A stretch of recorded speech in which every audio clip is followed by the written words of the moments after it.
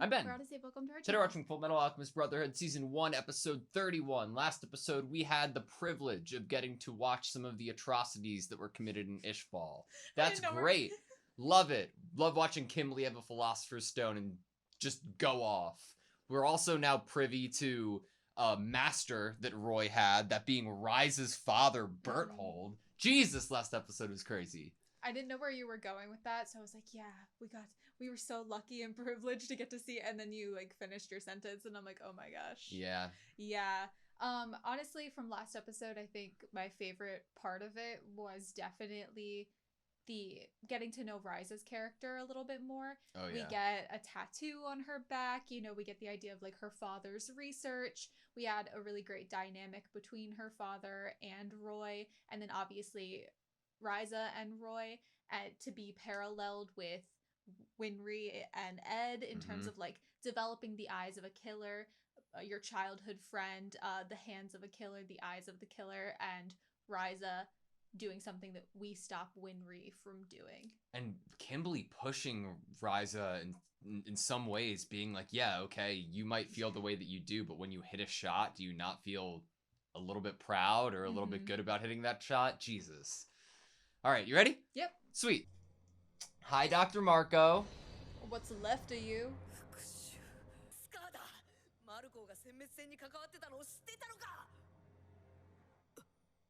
And he's taken a dog? Maybe Scar was like, these dogs are obviously brothers, and I need a brother to replace my brother. Or if I don't have a brother and can't live with my brother, no dogs can either.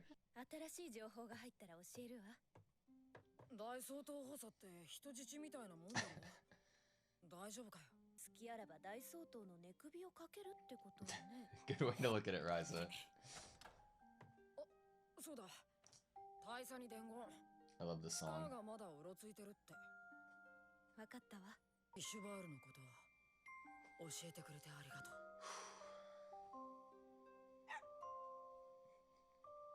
The 520 cents promise.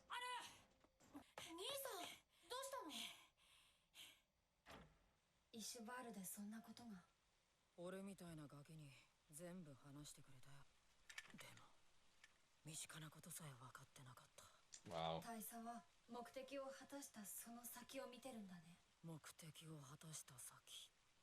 Have you guys thought about the after? Oh,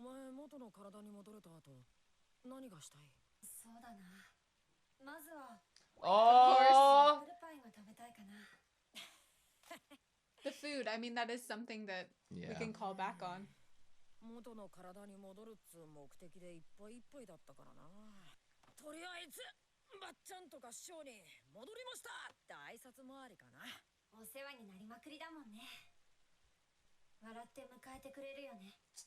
Izumi will be like, all right, let's train in that new body.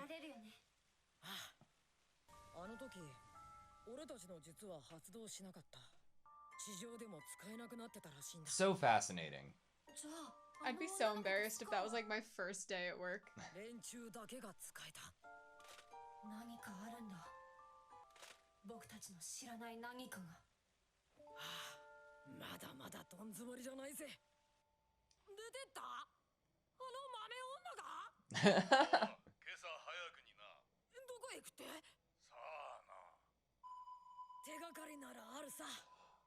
Has anyone seen a tiny cute little animal?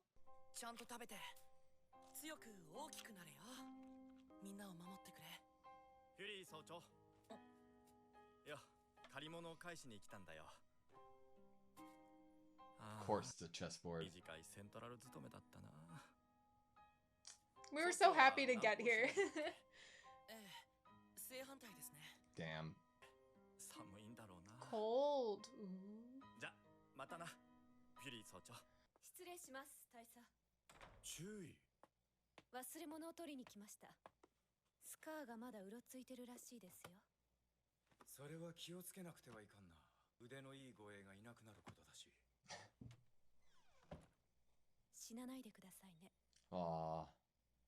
Aww. つく人を間違えたかもしれませんね。間違えたと思ったら撃ち殺せ。あの日の約束 You have his back. はい注意は優しいな。また。 Please stay longer. また。仕事サボらないでくださいね。 Who's gonna keep him in check? Wow, look at how empty it is. That really does give how alone he now is. ホーム。いや、趣味が高じてと言いますか。光栄であります。ルークも。ローマ。ナイトも。頭悪いから士官学校。そして。お望みとあれば地獄まで。クイーンも取られた。が、チェックメイトには。Oh! 早い。こういう猫、こいつを連れたコミ Great depiction. Oh, Oh! okay. This is so much better. 鋼の。大佐。なるほど。真の練炭術か。わかった。他の者にも聞いておこう。仮なんざ作りたくねえんだけどよ。そうだ。仮といえば。金を Yeah, for 返 the せ。 phone call.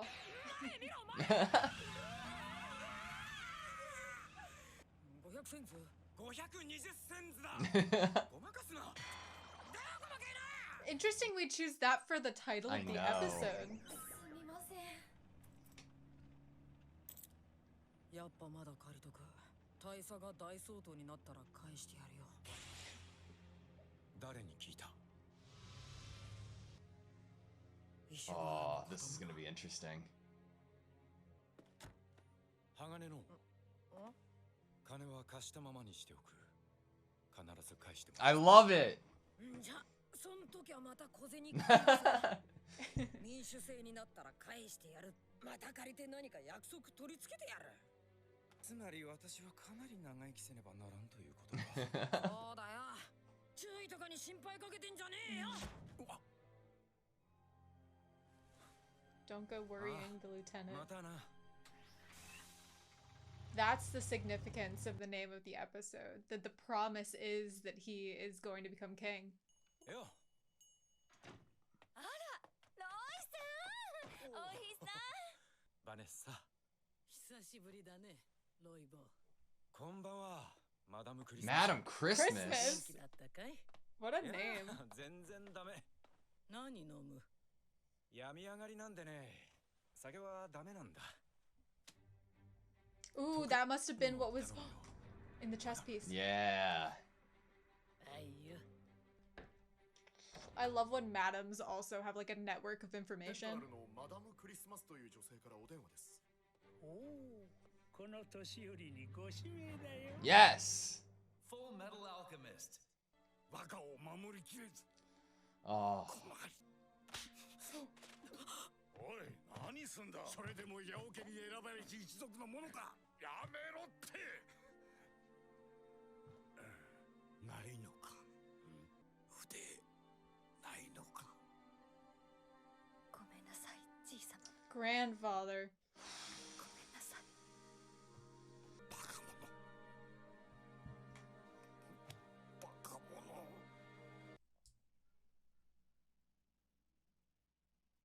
お主らの行為だけ受け取っておく。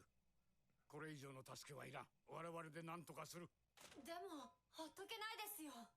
顔を見られている以上、お主らの知り合いを巻き込むわけにはいかん。 Oh. That's so fair of わか them. った。 That makes so much あり sense. がとう。 It's a lot of care Consideration. and consideration. あなたのおかげで孫娘が命を拾った。感謝する。なっこに礼を言われるような医者じゃ。ノックス先生、ありがとうございました。とっとと出てけ。訳ありを長く置いておけるほど。たく。皇帝陛下の体調は悪化しているようだ。グワカを取り戻し、不老不死の法とともに国へ帰らねばの。待っていろ。魔窟の住人どもよ。我々は。 Denizens of the underworld. Oh. I feel like we've gotten so much this episode. Ooh, maybe. 助けていただいたックス先生、ありがとうございました。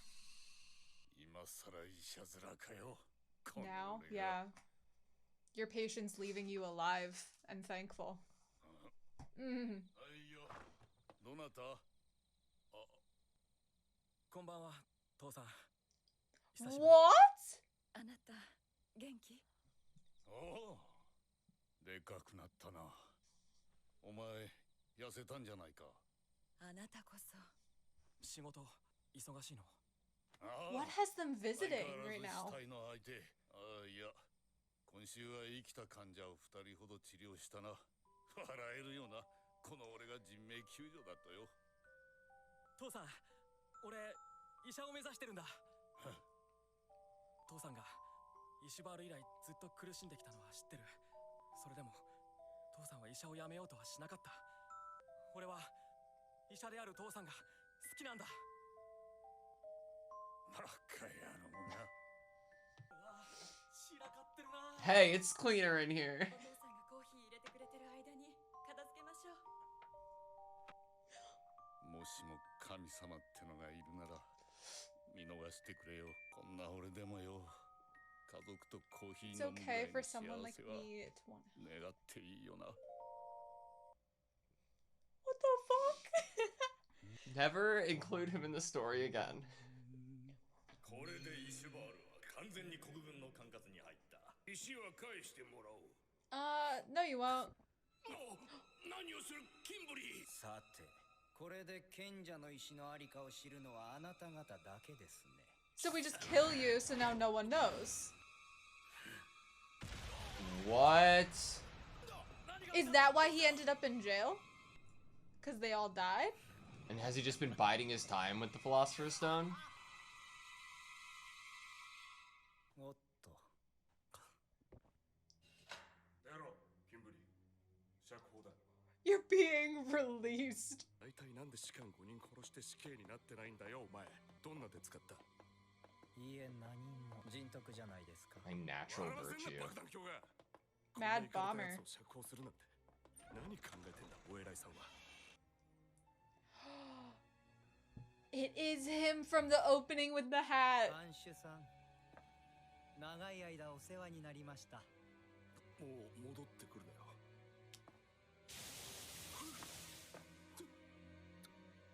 What What the the- fuck, Kimberly? He just puts bombs on people? ちょっと待って。やめろ。 We just got released.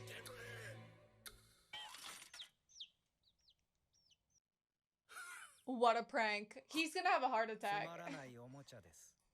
お子様にでもあげてください。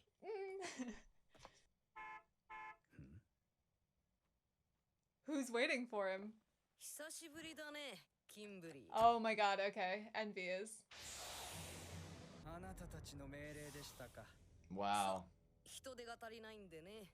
とは仕事をくださ Their い。 communication. ターマルコを覚えてるかい？賢者の石を作っていた研究者ですね。よく覚えています。かもしれない。かも。まだはっきりしてないんだ。 Was Oh, the does he think dog the dog's useful? body was used as Marco's? It was a chimera, it's not just a dog. マルコは生体連星に秀でた身代わりかもしれない。そして厄介なことに、スカーと呼ばれるイシュバール人と逃げてる可能性が。 Holy shit. どうだい？イシュバール殲滅を命じられたグレンの錬金術師としては。自分が取りこぼしたイシュバール人だとしたら許しがたい。 You almost did kill him. スカーは見つけたら殺していい。だけどマルコは連れてこい。それだけのために私を。マルコを捕まえたら見せしめに街を一つ地図から消してやるんだ。 Jesus. 久しぶりに使えますね。一つ消すんならそれじゃ足りないかもよ。 So we'll help you out. これはまたイシュバール人を使って。ドクター・マルコーの部下で石の研究をしてたやつらだよ。本当にえげつない。 Jesus Christ. Go find Dr. Marco with the man that worked under Dr. Marco. 私を逃がした。私は貴様にはまだ聞かねばならんことがある。この国の錬金術はおかしいと言っていた。そのことが書かれているはずだ。解読できるな。この国の錬金術が。あの娘、戻ってきましたぜ。お仲間さんが増えました？仲間ではない。名は丸作り、石バール殲滅に加担した男だ。賢者の石って石の作り方を知ってるんですか？どうやって？教えてください。いや、それは。求めるな。Wow.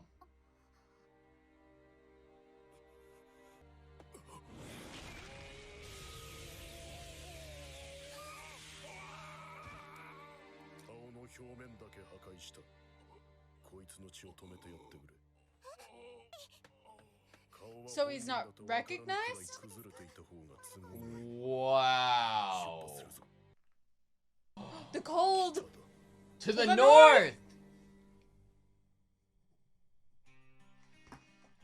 Oh, man. I didn't expect the Lanfan rejection of the automail arm and its connection to wanting to keep Winry safe. I love that. The immediate read, obviously, of that, like, oh, you've helped us enough, we're gonna find our own. I thought it was coming across as like, no, you've already done too much. Yeah. But to go outwardly thinking about it from their friend's perspective. Okay, that was Fullmetal Alchemist Brotherhood Season 1, Episode 31. To the north. I didn't think it was going to be Scar. I am surprised it is. I can't wait to see where in particular he's going to see and find the research, right? But upon watching the intro this time around, I'm not going to go there. But I had wondered if it looked like some of the people up upon the wall, or at least one of them, looked Ishvalan. And I wonder if the North has offered some sort of safe haven or safe place or refuge to them. Interesting. If anything, I think that I'm surprised that the North would be possibly, we're only going there maybe with Scar, and that it isn't Ed and Al that would be going to meet the blonde woman from the opening, you know? Yeah. Like, I feel like I was picturing either Roy going or Ed and Al being how we get to witness interactions with this character. Yeah. But see, it seems at the moment that, like, which is perfectly fine. We've been following Scar and what he's up to. How is that interaction gonna go? What is he gonna get from is going Kimberly to the going north? to be following him up north, you know? I mean, more reason that we're gonna get content in the north.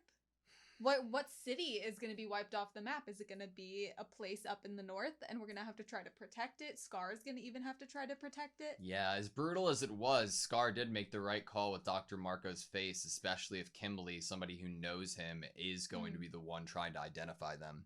It is a smart move on his part, and obviously a theme that happens multiple times in this episode, which is the recognizing of a face. Like, obviously, Lanfan, you know, we're not, like, we already talked about it during the outro, why we wouldn't have Winry be the automail mechanic, and why Lanfan and her grandfather Fu are going to kind of separate, you know? Yeah. Because they'll be recognized. Also trying to find and recognize Xiao Mei with inaccurate drawings. Thanks, Ed. Don't look at that drawing. Look at Al's drawing. My first, like, gut instinct during the disfiguring of Marco's face, which was obviously a wrong gut instinct, but I'm still gonna say it anyway because it's just fun to say, like, how I felt upon like immediate. So how I felt immediately is it came right after Mei Chang running up to him and being like, oh my god, you've made a Philosopher's Stone, like, please tell me how to do it. And we have this character that obviously is standing in front of her that knows the atrocities firsthand that have been caused by Dr. Marco's research. And it almost, like, for a split second, I read it as, like, Scar was gonna kill Dr. Marco right there because he's like, yeah, he brought him along because he still had questions, he still had things he wanted to understand, but the idea of Mei Chang getting her hands on information, it maybe, like, my first read was like, oh, is he seeing this as a way of, like, keeping her further from atrocities? That's or so herself fair. even being involved in atrocities? But no, he was just disfiguring his face. And he even was like, Mei Chang, you can heal him now. You can stop the bleeding. Yeah. I am very surprised that Kimberly still has the Philosopher's Stone. Like, we He's had like thought, a sword eater or something. yeah, we had thought about the idea that the Cens would release him, because why wouldn't they, like, be at least, like, akin to being on the same side, or you know, be able to help each other out. But the one thing I didn't expect was that he had killed everybody else who knew that he had it, and then fine, what are you gonna do? And then I guess from the Cens perspective, it was just maybe speculation on their end that he still had it. That, or they can just tell. They can just tell, yeah. The fact that he's able to swallow it and then, like, regurgitate it fully back up. You saw he, the like, animation of him, like, touching his stomach. Yeah, to do it. And I'm like, how did bro learn how to do that? It's like Magician 101. Yeah, but how did he learn how to do that? Was he already a magician before he served as a soldier? Did you see his outfit? I mean, he has, like, the stage presence for it, for sure. He does. I mean, he has the stage presence for sure, because he did the fake bomb wristwatch. Like, he's a theater kid. He's theatrical. And I guarantee you one of the first things he learned was how to swallow a goldfish and bring it back up without killing it. It's gotta be. I mean, I think I'd be incredibly impressed by that if someone were to do that. I'd be incredibly alarmed if someone did that in front of me, but impressed. But yeah, so he has a mission now.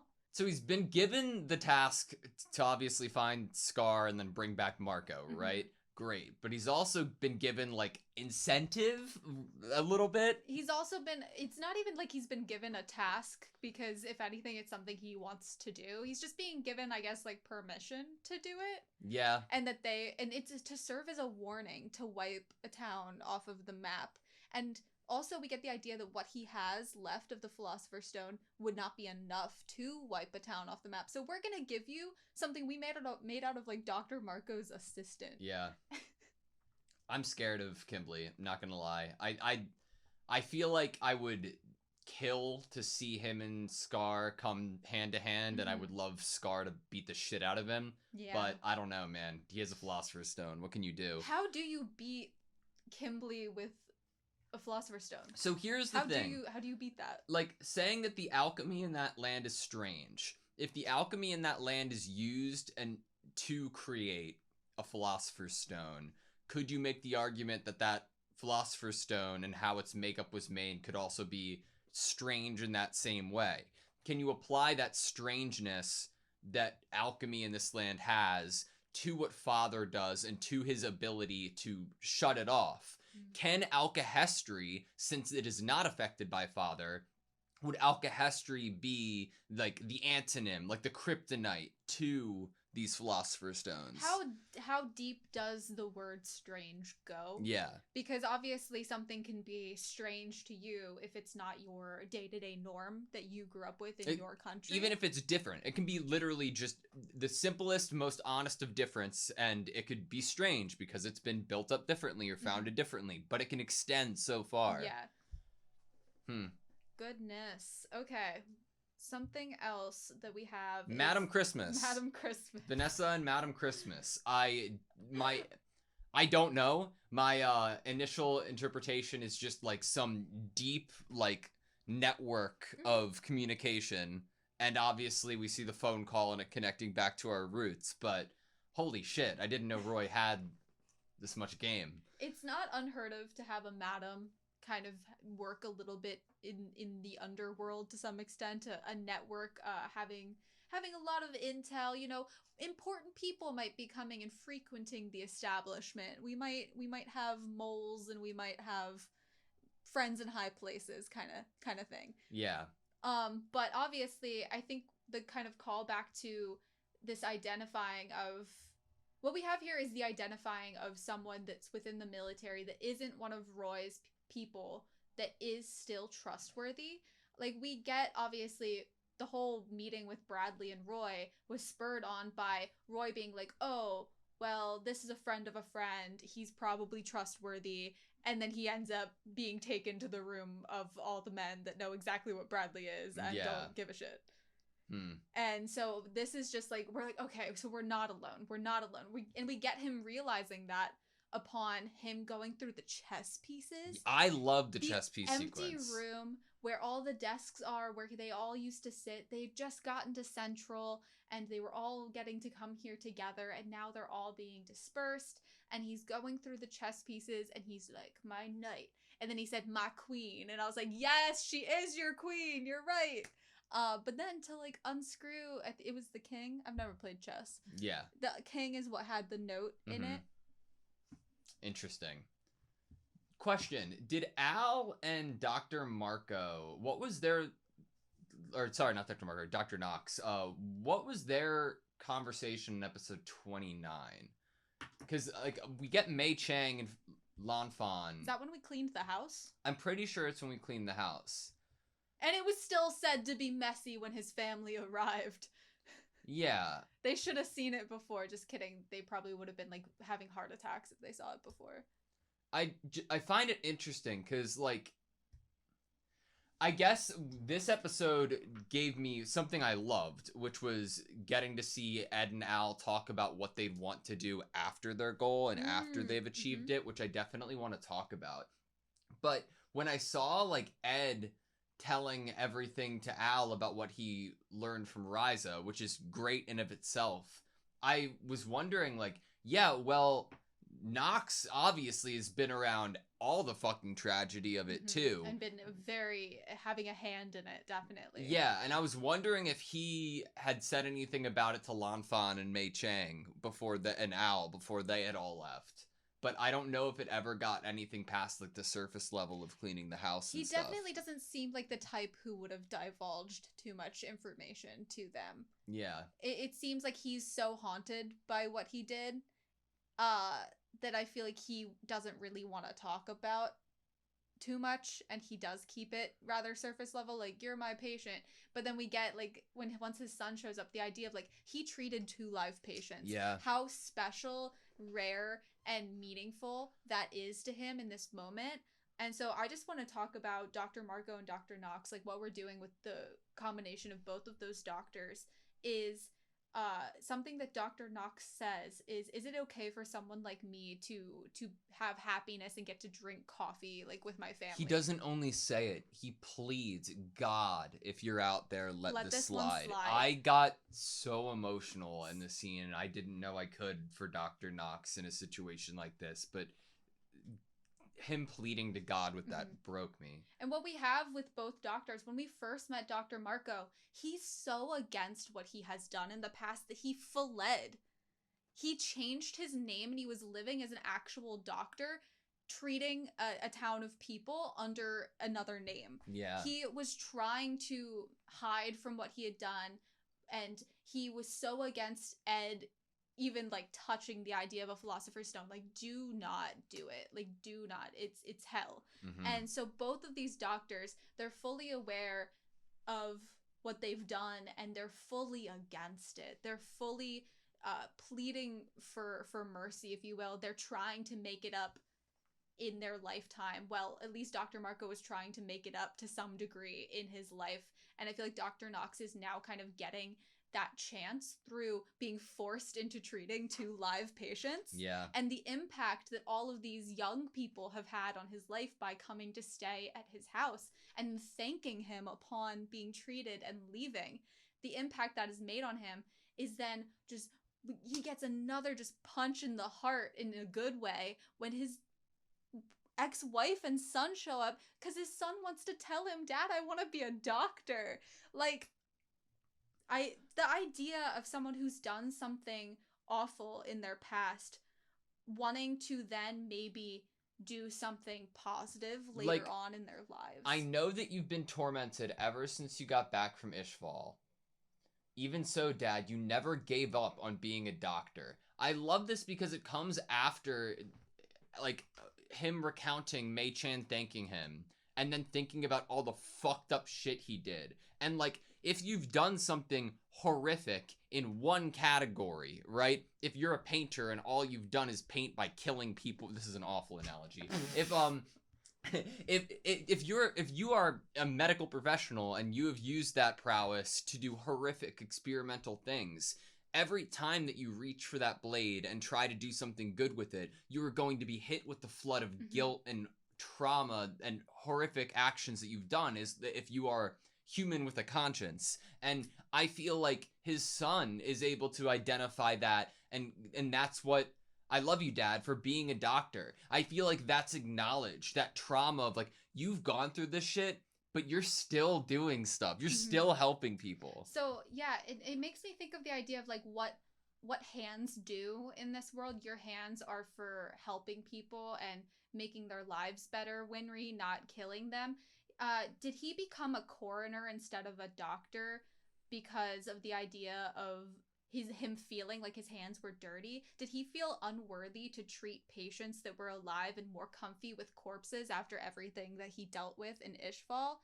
And so that's why like the idea that he was forced into treating 2 live patients against his will, basically. When does a doctor become a coroner, you know? Like, and why? I think that's a good possible reason. Or 2, like, everybody's fucking, like... Can you imagine if you led to so many people dying and seen so many corpses, how uncomfortable you might then feel trying to keep a life alive? God, Winry's parents are amazing. Like, it's crazy how almost every episode I'm thinking about them because of the consistency of doctors and medical professionals. We're really giving a lot of love to doctors. And not just love, like, just time to, like, breathe in their own sense of trauma. And I appreciate that, even though that it's horrific. Man, Winry's apple pie being a thing that Al wants to tackle first when he gets his body back, and seeing Ed want to go show to Grandma and then Izumi that they have their body back. I love it. I know that we've had 31 episodes now with these boys, and that's probably why I feel like if you had given me and you like 10 minutes to think about what they would want to do once they got their bodies back, I feel like we could have guessed for both of them what something important, that we might have had 5 guesses of something they would have wanted to do after getting their bodies back, but the things they said were definitely on the list that I feel like we would have come up with, because it's so them. It's so Al to bring up the pie. We had multiple episodes that kind of, even in a couple minute intervals, brought up, I wish I could taste this, and she's practicing her pie, and things like that, and just the idea of that being utilized to further that feeling of like Al is unable to experience things in the ways that other people are, and enjoy things in the ways that other people are. That kind of lack of feeling like you're actually physically connected to the real world. So obviously for Al, it felt really good. It made a lot of sense. And then Ed, it totally is so Ed that the first thing he'd want to do is to go show it off, to Pinako and then Izumi. If I'm Ed, I'm like, the only reason I haven't grown has to be connected to this. Once I get my body back, growth spurt immediately. Honestly. I think my favorite moment in the episode, for a couple reasons, is the conversation that we had with Roy and Ed and Al. There was so much an immediate granting of maturity and understanding after it was revealed that they've talked to Ryza. It was almost, funny enough, it was almost like Ed and Al got taller to Roy, and I think I read that conversation the same way. Like, he was talking to them a little more, like, less like they were kids and more like they were trusted. The entire 520 cents conversation was nothing but a promise from both of them to stay alive and take accountability and to just keep going, and doubling down on it again and again, to the fact that Roy's like, oh, that means I have to stay alive like this long. And the thing that I didn't expect was the kind of like the Ryza Roy like romance jab that was kind of gotten like, don't go thinking too much about. And what does he do right after he goes to visit Vanessa? Yeah.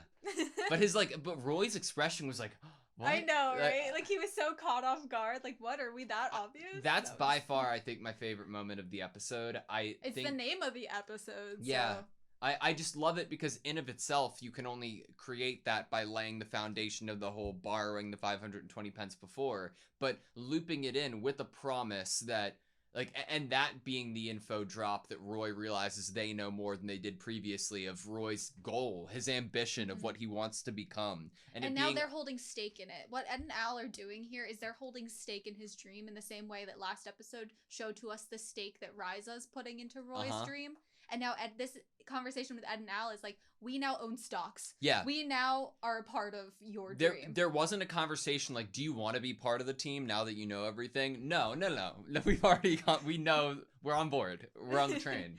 Right, I love that. My last thing, before if you have anything else to say. I have one more thing. Okay. My last thing is Ryza's dog, Hayate, in the beginning of the episode. Is so cute. Is the cutest thing ever. I love it. I love that she has a dog. Yeah. So I think my last thing is just the idea that alchemists are doing their research notes but as tattoos on people's bodies.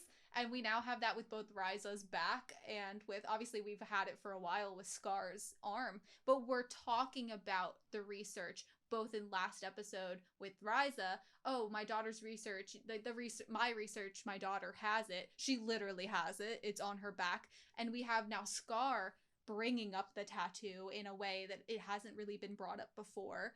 That is, you need to understand, like, I'm using Dr. Marco to understand my brother's research. Yeah, I think in particular he was referencing research notes that are not on his arm. Yeah. But also, like, there was attention brought to it too. The idea of like research notes, they're both physically on the person and as well as like written down. That's fair. And to close it out, Dr. Marco not being dead and being replaced with the dog, and that being quickly read by Envy's I'm so fucking upset crazy. that I didn't catch Not dog, that. Chimera. They are both chimeras. They looked like dogs, but then on the second shot when we see the word chimera, I was like, oh, okay, I can see it. I thought that was like a sad puppy that lost its best friend. I mean, honestly, it still could be a sad puppy that lost its best friend, because that's what we kind of learn about chimeras, is it's not like you're creating monsters that don't have feelings per se. Yeah, you're right. Question for you. Do you think that Ling at the moment would be, his personality would grow if he had heard that the king was in worse shape health-wise?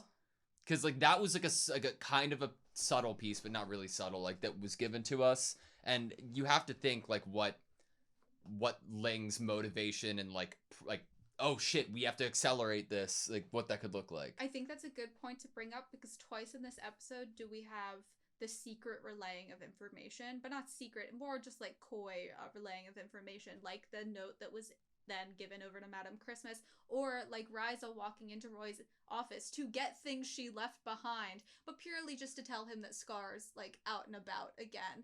I feel like that's that same thing. Well, like L'Enfant, obviously she can't be seen, so there needs to be some sort of possibility that we are able to tell Ling that the condition is worsening, possibly. That idea of trying to get information across in a way that's not like super public. I mean, Al was there, but I don't know.